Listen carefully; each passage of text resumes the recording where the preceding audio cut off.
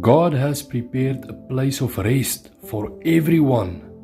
But the question is, will you enter, my friend?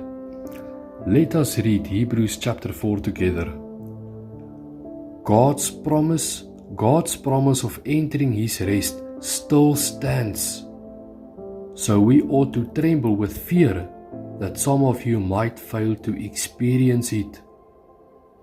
For this good news that God has prepared this rest has been announced to us just as it was to them.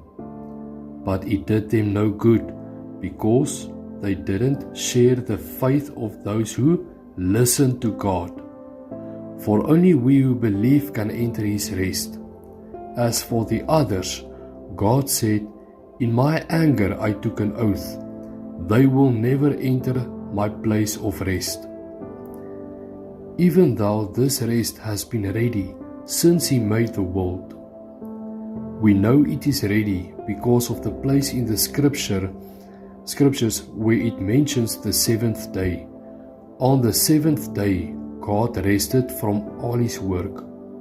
But in the other passage, God said, "They will never enter my place of rest."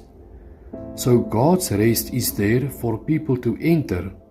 But those who first heard this good news failed to enter because they disobeyed God. So God set another time for entering His rest, and that time is today. Today, my friend. God announced this through David much later in the words already quoted. Today, if you hear His voice, don't harden your hearts. My friends, I'm going to read it again. Today, when you hear His voice, don't harden your hearts. Now, if Joshua had succeeded in giving them this rest, God would not have spoken about another day of rest still to come. So there is a special rest still waiting for the people of God.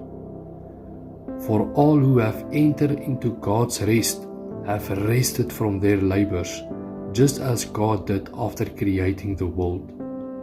So let us do our best to enter that rest, my friend. But if we disobey God, as the people of Israel did, we will fall.